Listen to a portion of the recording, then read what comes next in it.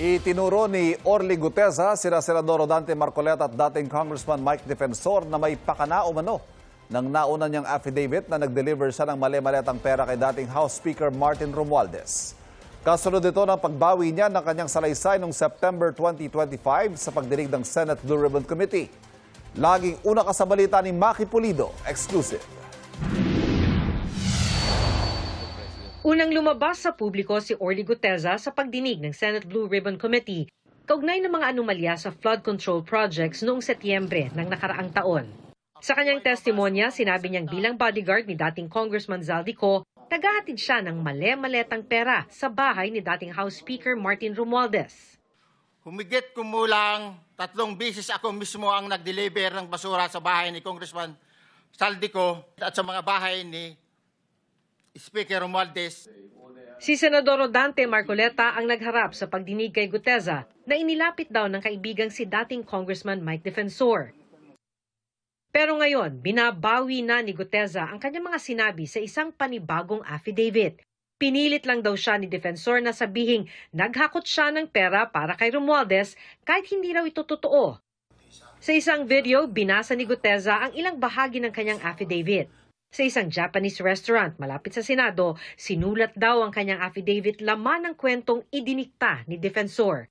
Inayos pa raw ni Marcoleta ang draft na tinype ng manugang ni Defensor na si Mark. Sinimulan na ni Senator Marcoleta ang basahin ang ginawa ni Mark na affidavit base sa sinabi ni former Congressman Mike na sabi niya, pare, ayusin ko ang Tagalog. Doon mismo sa harap ko, inaayos ni Senator Marcoleta ang affidavit na yun. Sabi ni former Congressman Mike Defensor, si Mark kasi di marunong mag-Tagalog. Ang video na ito ibinigay sa GMA News ni Attorney Melvin Kalimag, ang abogadong nagnotaryo ng panibagong affidavit ni Guteza noong August 13. Binigay din sa amin ang video na ginawang pagnotaryo sa isang hotel room sa Pasig. He was very relaxed. Tapos tahimik nga eh. Parang very ordinary lang. Ni-request namin kay Attorney Kalimag na makausap sa telepono si Guteza pero ayon sa kanya, may problema sa signal kung nasaan si Guteza kaya di siya makontakt. Sa kwento ni Guteza sa kanyang affidavit, narinig daw niya ang usapan ni na Defensor at Marcoleta tungkol sa pera. Sabi ni Congressman Mike, basahin mo na muna, ikaw na ang bahala kung pwede yan, sabi niya.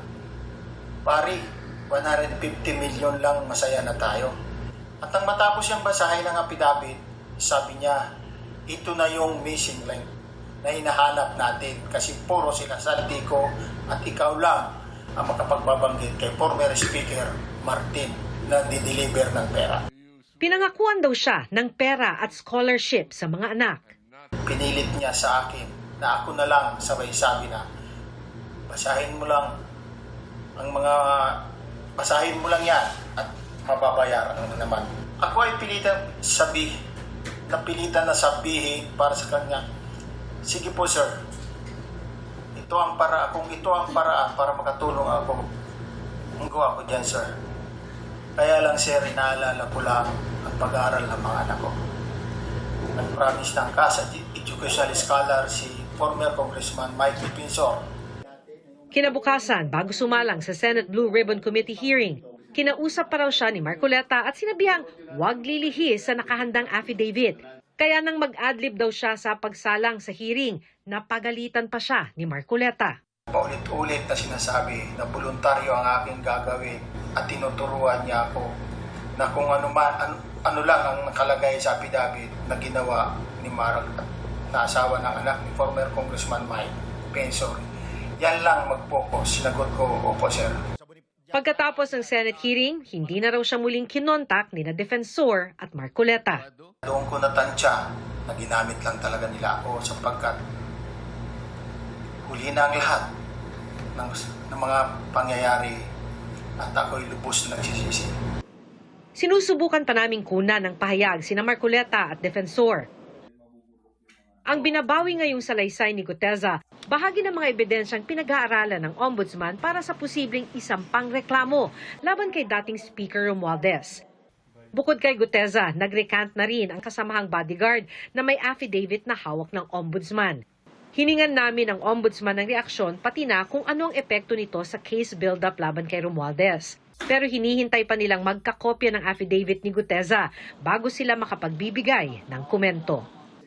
Ito ang unang balita, Maki Pulido, GMA News.